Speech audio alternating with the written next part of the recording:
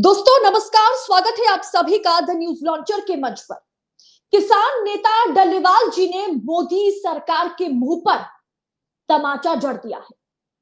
डल्लेवाल जी पिछले 50 दिनों से अधिक समय से आमरण अनशन पर बैठे हुए हैं और सरकार उस किसान नेता से जो आमरण अनशन पर पिछले 50 दिनों से बैठे हुए हैं उनसे समझौता करने पहुंची थी, उनके साथ डील करने पहुंची थी। लेकिन समझौता या डील करने से डल्लेवाल जी ने पूरी तरीके से इनकार कर दिया और मुंह लटका करके ये तमाम मोदी के नेता मंत्री वापस लौटे।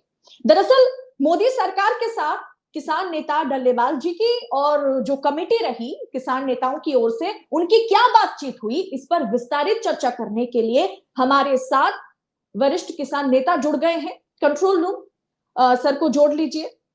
सर स्वागत है आपका न्यूज लॉन्चर के मंच पर हमारे साथ जुड़ने के लिए। डल्लेवाल जी करीब करीब 50 दिनों से बॉर्डर पर आमरण अनशन पर बैठे हुए हैं। सर मैं ये जानना चाहूंगी कि फिलहाल 3 दिन पहले जो मुलाकात मोदी सरकार के साथ हुई है, क्या वो मुलाकात सफल रही? क्या बातचीत हुई? ये हमारी वार्ता हुई थी अभी चंडीगढ़ में 12 तारीख में। उसमें एसकेएम नॉन पॉलिटिकल की तरफ से हम 13 लोग थे और इतने ही लोग थे मजदूर किसान संगठन तरफ से थे। उत्तर प्रदेश से मैं था, कर्नाटक के साथ जी थे, पांड्या जी थे तमिलनाडु से, केरल से थे और हमारे पंजाब के साथी थे सब। और डल्लेवाल जी स्वयं भी उसमें उपस्थित हुए, उस पर गए थे वो स्टेज पर बैठकर। वार्ता हुई, अच्छी वातावरण वार्ता हुई। हमने मंत्री जी को अपना पक्ष रख के बताया कि देखिए ये जो लड़ाई जारी है हमारी 13 फरवरी से, जो बैठे हम लोग बॉर्डर पे, शंभू बॉर्डर पे और खरौली बॉर्डर पे, इसमें एमएसपी का जो इशू था हमारा वो उस वक्त भी था जब 13 महीने हम दिल्ली बैठे थे और बिल वापसी वाला मुद्दा भी था। तब बिल वापस करने के बाद केंद्र सरकार ने जो हमको आश्वस्त किया था लेटर द्वारा कि हम बिल वापस ले रहे हैं और एमएसपी गारंटी कानून के लिए हम बहुत जल्दी एक कमेटी बनाएंगे, उस कमेटी में किसानों को रिप्रेजेंटेटिव देंगे बड़ा, और वो कमेटी तय करेगी कि एमएसपी गारंटी लागू हो। लेकिन लंबा टाइम बीत जाने के बाद भी कई साल तक वो कमेटी नहीं बनी आज तक, और वो कमेटी बनाई भी गई तो सरकारी कमेटी थी, उससे आज तक कोई रिजल्ट नहीं हुआ। हम पता ही नहीं क्या हुआ उसके बारे में आज तक। तो हमने कहा वो वादा खड़ा भी सरकार ने की हमारे साथ, आज तक कमेटी बनाई कोई ना, कोई डिसीजन लिया गया। नंबर 2, जब अन्ना हजारे बैठे थे दिल्ली में अनशन पर, हम किसान महासंघ में थे, मैं था, डल्लेवाल जी थे, हमारे कुछ साथी थे, हमने सपोर्ट किया था उन्हें। और दिल्ली में एक अनशन हुआ अन्ना हजारे का, वहां भी डल्लेवाल जी हुआ था, बैठे उनके साथ। तब उस अनशन में जो जितेंद्र सिंह इनके मंत्री है, केंद्रीय मंत्री, उन्होंने लिखित लेटर दिया हमें, वो मेरे पास है लेटर, वो हमने कल दिया मंत्री जी को। उस लेटर में केंद्रीय मंत्री ने बहुत स्पष्ट कहा कि हम आपसे वादा करते हैं, लिखित वादा करते हैं कि एमएसपी गारंटी कानून हम तुरंत बनाएंगे, अतिशीघ्र बनेगा, और हम एमएस स्वामीनाथन की रिपोर्ट के आधार पर C2 + 50% को फार्मूला मानकर हम भाव तय करेंगे, एमएसपी डिसाइड करेंगे हम। वो लिखित कहा इन्होंने हमसे, वो कॉपी हमारे पास है, वो कॉपी भी दी हमने कल उनको वार्ता में, परसों 12 तारीख को, कहते देखो ये भी आपका सबूत है हमारे साथ। तीसरा हमने कहा उनसे कि कितनी बार प्रधानमंत्री मोदी जी ने, जब ये मुख्यमंत्री गुजरात के थे, तब इन्होंने बाकायदे चिट्ठी लिखी प्राइम मिनिस्टर भारत को, मनमोहन सिंह को, और अपने भाषण में कहा कि मनमोहन सिंह जी, भारत का किसान इसलिए गरीब होता जा रहा है, वो खाद लगाता है, दवाई लगाता है, बीज डालता है, पानी लगाता है, डीजल इस्तेमाल करता है, उसकी लागत इतनी बढ़ जाती है कि एमएसपी गारंटी कानून बिना मिले उसका भला नहीं होगा, वो बर्बाद हो जाएगा। ये मोदी ने कहा, और बाकायदे लिखित चिट्ठी लिखी मनमोहन सिंह को कि आप अतिशीघ्र एमएसपी गारंटी कानून किसानों को दें, और अगर आपने नहीं दिया तो हम सत्ता में जब आएंगे। 2014 के चुनाव में कितने भाषण हम दिखा सकते हैं इनके, बहुत स्पष्ट कहा मोदी ने। ये तो 11 में लिख कर दिया मनमोहन सिंह को, चिट्ठी लिखी 11 में, जब मुख्यमंत्री गुजरात के थे ये। लेकिन 2014 के चुनाव में कितनी बार मोदी ने कहा हम सत्ता में आएंगे, हमारा पहला काम होगा एमएसपी गारंटी देके किसानों को कानून बनाएंगे। हम एमएस स्वामीनाथन की रिपोर्ट के आधार पर फसलों को भाव तय करेंगे, 23 फसलों का एमएसपी डिसाइड करेंगे। और हमारे उत्तर प्रदेश के चुनाव में मैंने यूपी में देखा और 14 में 19 में भी कहा, ये एक देश का प्रधानमंत्री जब लाखों की भीड़ में कहता हो खड़े होकर सीना ठोक कर कि हम सत्ता में आएंगे, पहली कैबिनेट की पहली मीटिंग में और पहली कलम से और पहला काम हमारा होगा कि हम किसानों का कर्जा माफ करेंगे। अब आप मुझे बताओ, हमने कहा मंत्री को, देश का बनने वाला प्रधानमंत्री इलेक्शन में ये बात कह रहा है, लाखों की भीड़ में कह रहा है, तो किस पर विश्वास करने, वो विश्वास तो नहीं करेंगे। और वो आज प्रधानमंत्री है। आज यही बात अब मोदी जी का था। और एक और बात कही हमने उनसे, तीसरा जो संसदीय समिति बनी हुई है, केंद्र सरकार ने संसदीय समिति बनाई, उस संसदीय समिति में रिपोर्ट दे चुकी है कि हिंदुस्तान के किसानों को एमएसपी गारंटी कानून चाहिए और नहीं देश के किसान बर्बाद हो जाएगा। ये बात कही समिति ने कही है। 4 मुद्दे हो गए। और सुप्रीम कोर्ट द्वारा जब समिति तय की गई है, सुप्रीम कोर्ट की देखरेख में जो कमेटी बनाई गई एमएस इसको लेकर, किसानों को एमएसपी को लेकर, उस कमेटी ने भी रिकमेंड किया है कि एमएसपी गारंटी कानून भारत के किसानों के लिए जरूरी है, नहीं इस देश का किसान चौपट हो जाएगा, बर्बाद हो जाएगा। तो तमाम सबूत लिखित हमने दिए मंत्री को और हमने कहा मंत्री अब आप बताइए हम क्या गलत कह रहे हैं, बताओ आप। ये तो आप कह रहे थे ना, आप थे, और आप गारंटी लेते बात की। तो फिर ये तय हुआ, मंत्री ने कहा ठीक है आप इसको लिखित हमें दें सबको डॉक्यूमेंट, और हम इसको लेकर कृषि मंत्री से साथ वार्ता करेंगे, जो शिवराज सिंह चौहान है केंद्रीय कृषि मंत्री। और उसके बाद अगली तारीख तय की, 22 तारीख सेट की कि 22 तारीख को हम इस इशू पर बात करके फिर आपके साथ बात करेंगे। तो बात तो सही ठीक हुई, कोई बात हमने आप करो, हमने कहा ठीक है, हमने आपको रिपोर्ट दे दी है, अब आप बात करो। लेकिन उसके बाद फिर मंत्री दल्लेवाल जी के पास गए, वो फोटो आए थे बैठकर, उनकी हालत ठीक नहीं थी, उनसे कहा आप अंतर समाप्त कर दें। अब आंदोलन चला, दल्लेवाल जी ने बहुत साफ कर दिया कि मैं जब तक एमएसपी गारंटी कानून नहीं मिलेगा भारत के किसानों को, तब तक मैं अपना अनशन नहीं तोड़ूंगा, चाहे कितने टाइम। ये बहुत साफ कर दिया उन्होंने।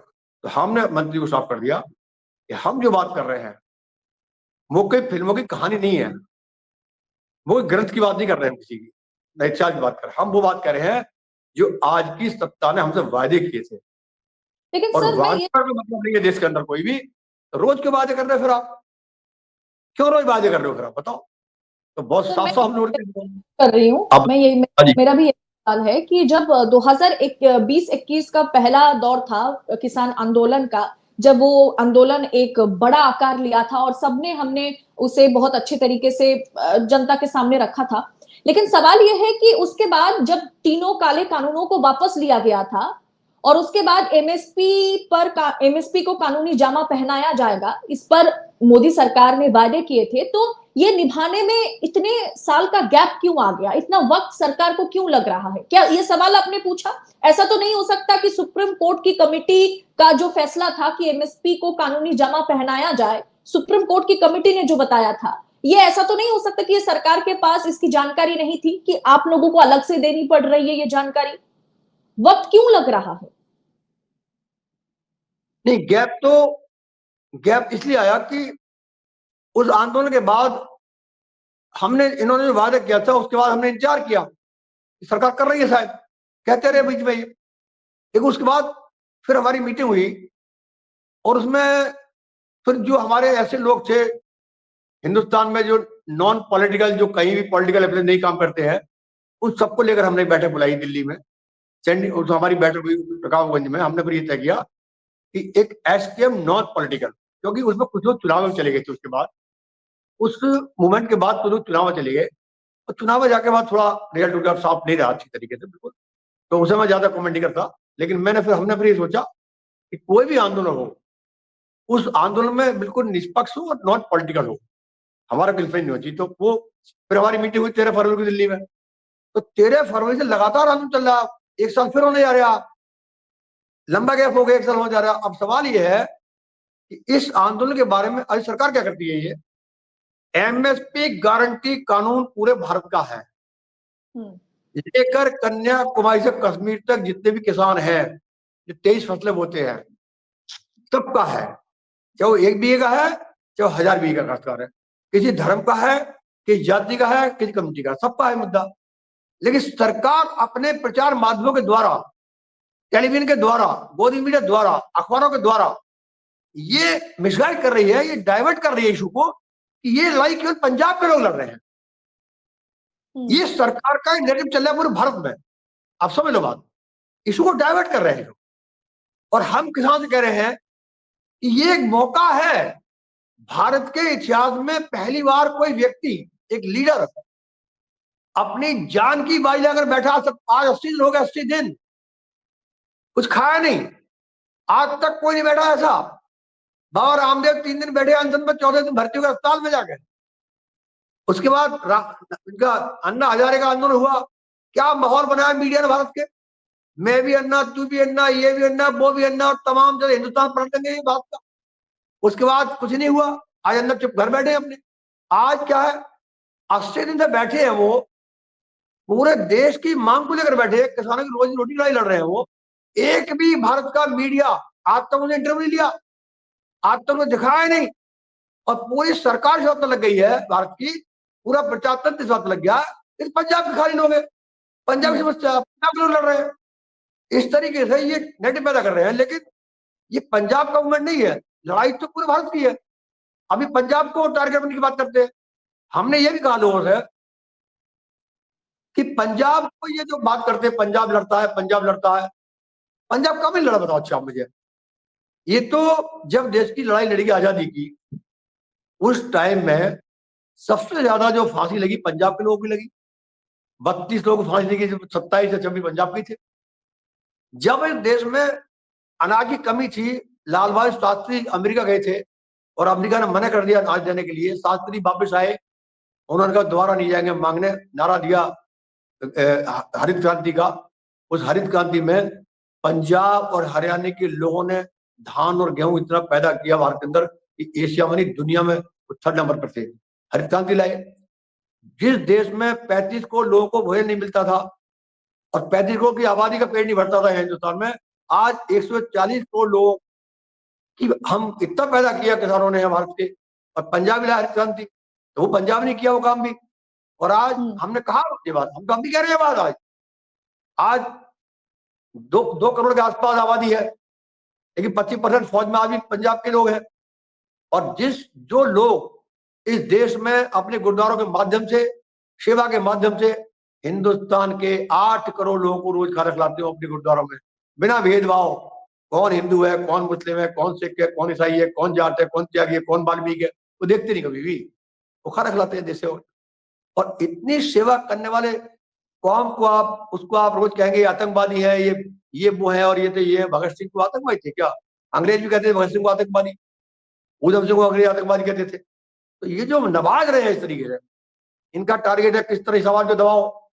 बाकी आवाज तो इन्होंने धर्म का इंजेक्शन लगा दिया। अब मैं आपको बता दूं, जब भी किसान का आंदोलन होता था इस देश के अंदर आज तक 70 साल के अंदर, कहां से होता था वो? पश्चिम उत्तर प्रदेश से, हरियाणा से, राजस्थान से होता था, पंजाब से होता था। अब इन्होंने क्या किया बड़ी तरक्की के साथ, पश्चिम उत्तर प्रदेश, राजस्थान, हरियाणा, तमाम जो स्टेट दिल्ली के चारों तरफ के जो एरिया थे जहाँ लीडर होते थे हमारे, जहाँ सर छोटूराम हुए, देवीलाल थे, चंद सिंह थे, टिकैत साहब थे, उस एरिया को इन्होंने, उस जो मूल ताकत थी आंदोलन की, उसको इन्होंने धर्म का इंजेक्शन लगा दिया। और धर्म का इंजेक्शन लगा, उस आवाज को दबा दिया, दबाने की कोशिश की इन्होंने। अब पंजाब के लोग तो जिद्दा दिन है, वो लड़ने से लड़ाई लड़ रहे हैं। अब इनका टारगेट है इस आवाज को दबाओ। लेकिन हम कहना चाहते हैं कि पंजाब आज की तारीख में, मैं हिंदुस्तान के तमाम किसानों से कहना चाहता हूं, आज की तारीख में पंजाब तुम्हारी आवाज है, भारत के लोगों की एमएसपी की तुम्हारी आवाज है, कर्ज माफी की आवाज है। हम कह रहे हैं कर्ज माफी बात करते हैं इनसे, आप बताओ मुझे, मोदी ने वादा करा कर्ज माफी का, हमारा नहीं करा। और किससे वादा नहीं किया? 22 लोगों का 16 लाख करोड़ सरकार माफ कर चुकी है। हमारा सवाल है ये किसानों को, भारत के 16 लाख करोड़ आप हिंदुस्तान के उद्योगपतियों को माफ कर सकते हो। और वो कौन उद्योगपति है? अडानी, अंबानी, जो अपने बेटे पर 70,000 करोड़ खर्च करता है, जो डांसर है पाकिस्तान की आती है 70 करोड़ में ले जाती है, इंग्लैंड का डांसर आता है 100 करोड़ में ले जाता है, उसको माफ करना लो ना। अडानी को सर माफ करो, दुनिया का तीसरा करोड़पति है आप, उसका माफ करते हो।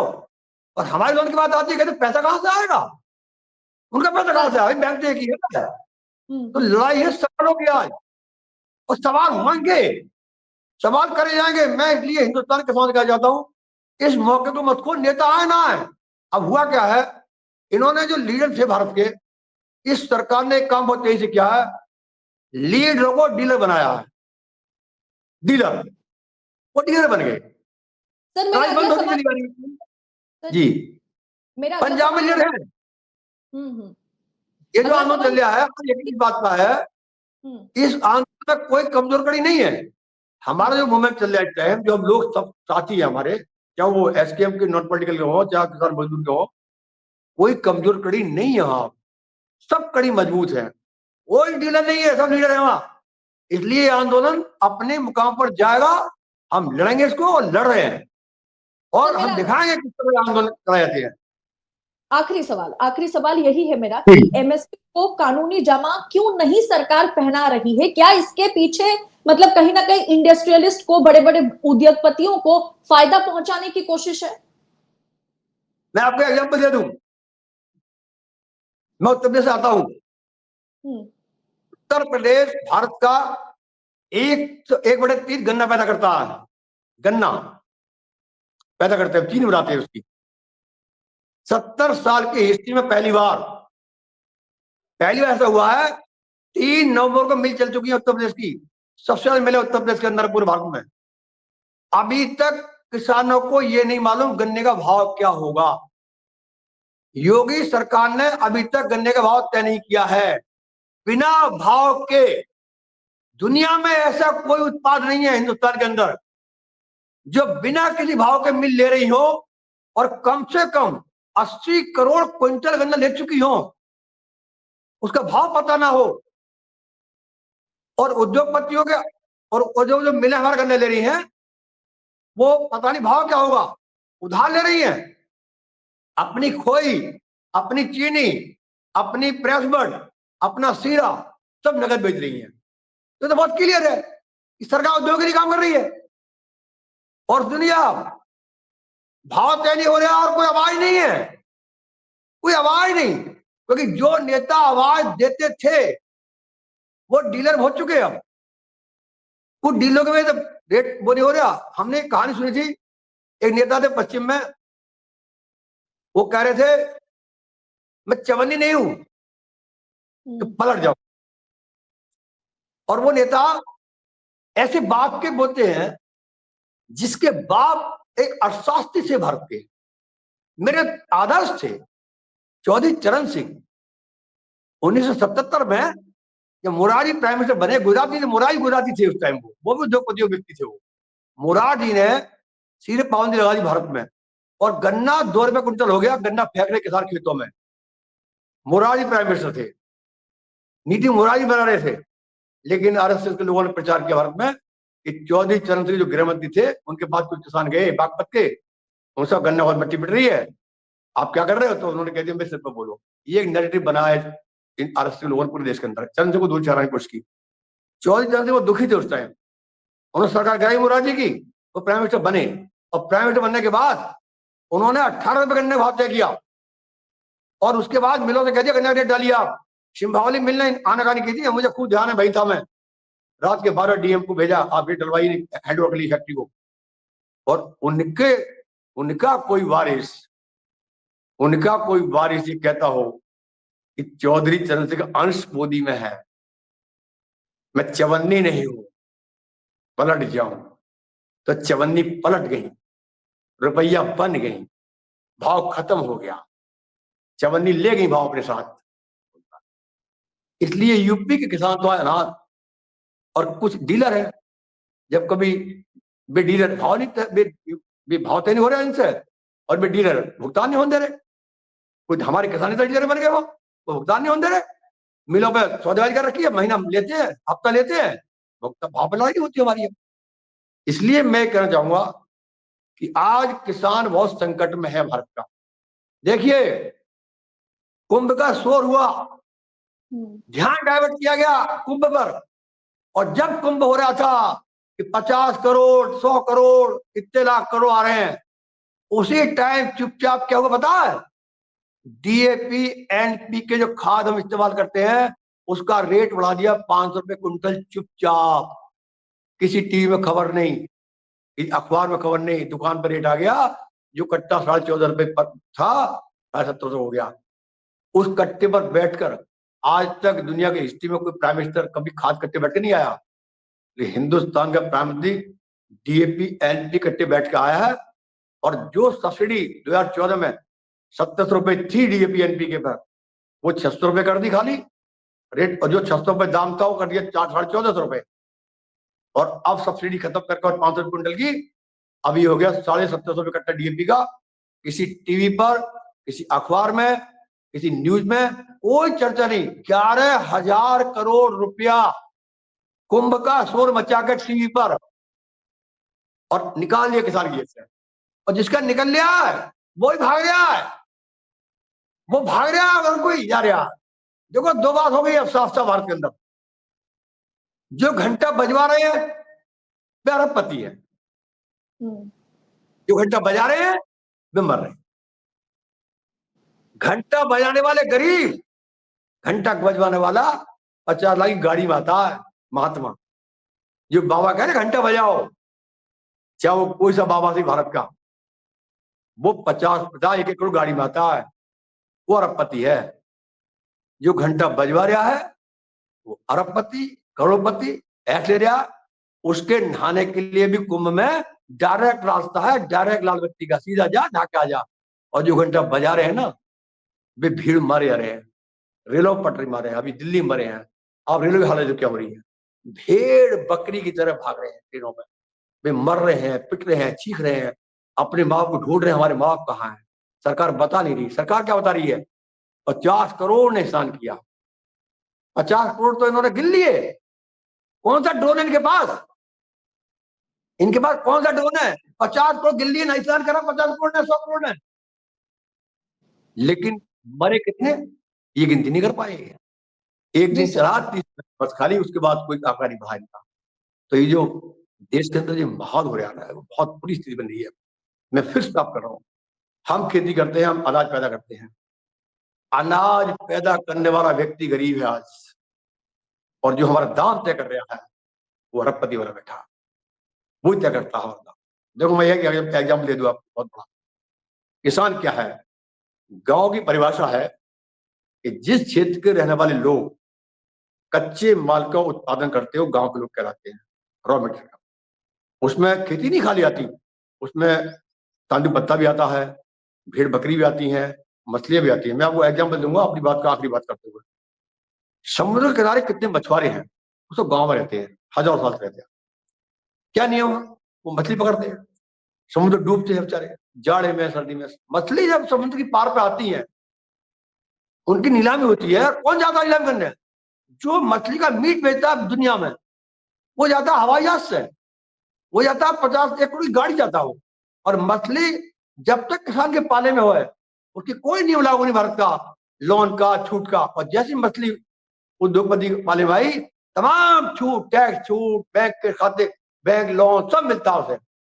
जो मछली पकड़ रहा है 1000 साल से, वो दो रोटी खा रहा, उसका मकान नहीं है, वही कहीं पड़ा बेचारा। और मछली के जो मीट बेच रहा है वो अरबपति है। राजस्थान में आप जाओ, लाखों लाखों भेड़, हजारों भेड़ एक एक किसान के पास है, हजारों भेड़ किसान के पास है। ये भेड़ के बाल तरते हैं ना, उन बाल को लाया था मंडी में, बीकानेर में, जयपुर में। और उस बाल को दाम तय करता है वो व्यक्ति जो ऊन बना रहा है। जो 1000 भेड़ पाल लिया है, उस भेड़ पालने वाले के अपने शरीर में स्वेटर नहीं है, कोट नहीं है, और उसके भेड़ से ऊन बनाने वाली कंपनी का मालिक अरबपति है। ये सिस्टम है, आप समझ लो बात। और अगली बात सुनो, चंद पत्ता बीनते हैं लोग मध्य प्रदेश में, खेती नहीं करते वो बेचारे, बीड़ी का पत्ता बीनते हैं। जो पत्ते बीनते हैं बीड़ी का, वो वही के वही है। जो बीड़ी बना रही कंपनी वो अरबपति है। जो गेहूं पैदा कर रहे हैं, आप देखिए तमाशा, हम क्या मांग रहे हैं? हम कह रहे हैं भैया तुम हमारे गेहूं का मिनिमम नाम तय करते हो, मिनिमम मतलब न्यूनतम प्राइस, सबसे कम रेट, तो हम उतना दे दो। आप 25 तय करते हो, आप देखिए तमाशा, गेहूं का न्यूनतम दोगे आप, और उस गेहूं से चावल कौन, आटा कौन बनाता है, कंपनी। आटे पर मोहर लगी हुई है, maximum retail price, highest rate. गेहूं का आप हमें न्यूनतम दोगे, आटा हाईएस्ट बिकेगा। अच्छा बताओ मुझे, मैं आपसे सवाल कर रहा हूँ, कोई गेहूं खाता है क्या? लोग तो आटे खाते हैं ना। आटा हम नहीं बेच रहे ना, आटा कंपनी बेच रही है 50 रुपए, बाबा रामदेव बेच रहा है 60 रुपए किलो। बाबा बेच रहा है आटा, वो खवा रहा है गरीबों को 60 रुपए किलो, हमारे गेहूं तो 20 रुपए आ रहा।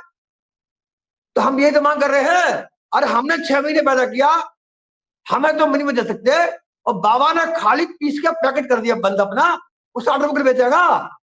हम मक्का बो रहे हैं, मक्का को तुम 20 रुपए किलो दोगे हमें, और मक्का का पॉपकॉर्न अडानी बना रहा है, उसका पॉपकॉर्न 50 ग्राम का 25 रुपए का बिकेगा, वो 25 का बिकेगा। हमने पैदा किया, आप मिनिमम रेट नहीं दोगे आप। हम सरसों पैदा कर रहे हैं, सरसों का रेट तय करते हो आप, मिनिमम प्राइस 7,000 रुपए क्विंटल, आप दोगे नहीं हमें। उसका तेल बाबा बेच रहा है, कंपनी बेच रही है 300 रुपए किलो, वो बैगी प्राइस बिकेगा। कपास किसान है बेचारा, कपास बिकेगी सस्ती, कपड़ा महंगा बिकेगा। अपनी प्याज देखिए आप, प्याज जब हमारे खेतों में आएगी, प्याज का न्यूनतम प्राइस नहीं मिलेगा, और जब अडानी की स्टोर चली जाएगी तो प्याज बिकेगी 1,000 रुपए किलो बिकेगी। भाई आप प्याज 100 रुपए किलो बिकेगी, 200 रुपए किलो बिकेगी प्याज। तो ये लड़ाई है ना। जी सर, जी सर, कार्यक्रम को यहीं पर खत्म करते हैं।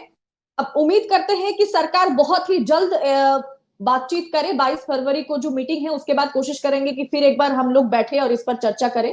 पूरे भारत के ये राइट सिस्टम तो है, और ये सरकार है ना, इस सरकार में और सरकारों में पता है क्या फर्क है? इनमें फर्क ये, मोदी गवर्नमेंट जो है, इसमें फर्क ये है, और सरकारें भारत में जितनी भी आई, मैंने क्या सबने हमको दिया, लेकिन वो 100 रुपए देती थी, प्रचार करती थी 1 रुपए का। और ये वो सरकार पहले आई है भारत की, 1 रुपया देती है, 1 रुपया केवल, प्रचार करती है 1,000 रुपए का खर्च करती प्रचार पे ही। आज मैं एक एंकर देख रहा था, वो एक टीवी का एंकर बड़ा चीख चीख के चिल्ला रहा था, किसानों को तोहफा, किसानों को तोहफा, सांस आ रही, पानी पी रहा, किसानों को तोहफा, किसानों को। में क्या तोहफा दे दिया भैया, क्या तोहफा दिया पता है? बैंक लिमिट 3 लाख से 5 लाख कर दी क्रेडिट कार्ड की। अब ये तोहफा बता रहा है, ये तो बता रहा है, बताइए, 25 रहा किसानों को तोहफा। बैंक लिमिट बढ़ाई, बैंक लिमिट तो बढ़ी है तुम्हारी, और क्या है? हमारी जमीनें तो बंधक बनाई सब बैंक में, और कुछ तोड़ दे रहे हो आप। आखिरी बात समाप्त करूं क्या? हम एक बात कह रहे हैं कि आप बैंक का देखिए नियम, आप, मैं किसान हूं, मैं ट्रैक्टर लाऊंगा अपना बैंक से, बैंक एक ही है, ट्रैक्टर 5 लाख का लोन लूंगा मैं, मेरी 2.5 करोड़ जमीन बंधक होगी, 40 बीघे, 2.5 करोड़ की, जब मुझे ट्रैक्टर मिलेगा। और वही लोन अडानी अंबानी या कोई फैक्ट्री वाला लेगा, उसकी 20% प्रॉपर्टी बंधक होती है, मात्र 20,000 रुपए की, सॉरी 1 लाख रुपए की। उसकी 5 लाख में 1 लाख की, और हमारी 5 लाख में हमारी बंधक होती है 2.5 करोड़ की। और अंग्रेजी हुकूमत से आजादी के बाद से आज तक 7 लाख लोग लोन न देने से आत्महत्या कर चुके हैं। उसकी वजह यही है कि हमारी जमीन बंधक होती है 2.5 करोड़ की, और उसकी होती है 1 लाख रुपए की, और वो लेकर भाग रहा है विदेशों में पैसा। सुबह अखबार नहीं आती है, एक चौकसी 12,000 करोड़ भाग गया, आपका मोदी भाग गया, फला उद्योगपति भाग गया, 1,90,000 करोड़ रुपए गुजरात के उद्योगपति बैंक को लेकर विदेश भाग गए, और उनकी कोई संपत्ति है ही ना जो कोई वसूल कर लेगा। तो हम तो ये कह रहे हैं, लोन देने का एक तरीका हो ना, जब बैंक एक है, तरीका एक हो, और वसूली का तरीका एक हो। अब आप देखिए, मेरे पास 2 लाख का लोन है, पुलिस साथ आएगी, अमीन आएगा, और पकड़ ले जाएगा, पकड़ के चल थाने। और उद्योगपति पर लोन है, उसको दोबारा देने या घर उसके लोन ले, तो मेरा लोन की सेटलमेंट कर लिया अपना, 4 लाख का लोन मेरे पास है, और सेटलमेंट कर लिया मैंने बैंक से 2 लाख रुपए में, सिविल खराब हो गई, और उस पर 50 लाख का लोन, सिविल खराब नहीं, ये सब इशू है। लड़ाई बहुत बड़ी हमारी। खत्म करते हैं सर, कार्यक्रम को यहीं पर खत्म करते हैं, और उम्मीद करते हैं कि सरकार बहुत ही जल्द एमएसपी को कानूनी जामा पहनाएगी, और 22 फरवरी को आप लोगों में फिर से क्या बातचीत होती है उस पर फिर एक बार चर्चा करेंगे। फिलहाल आपका बहुत बहुत शुक्रिया न्यूज लॉन्चर के मंच पर हमारे साथ जुड़ने के लिए। यानी किसान जो है वो आज भी संकट में है। एमएसपी को कानूनी जामा पहनाने से सरकार बचती नजर आ रही है, जबकि सरकार वादा कर चुकी थी कि एमएसपी को कानूनी जामा वो पहनाएगी। तो वहीं दूसरी तरफ सरकार की आखिर नींद कब खुलेगी, कब जागेगी सरकार और कब एमएसपी को कानूनी जामा पहनाएगी? फिलहाल इस चर्चा पर आपकी राय क्या है? सरकार जिस तरीके से किसानों के साथ धोखा कर रही है उस पर आपकी राय क्या है? कमेंट बॉक्स में अपनी राय हमारे साथ साझा जरूर करें और ऐसे मुद्दे पर द न्यूज लॉन्चर बेबाकी के साथ बेखौफ तरीके से आप तक सच पहुंचा सके, इसके लिए चैनल को सब्सक्राइब कीजिएगा और चैनल को सपोर्ट करते रहिएगा। बहुत बहुत शुक्रिया आप सभी का।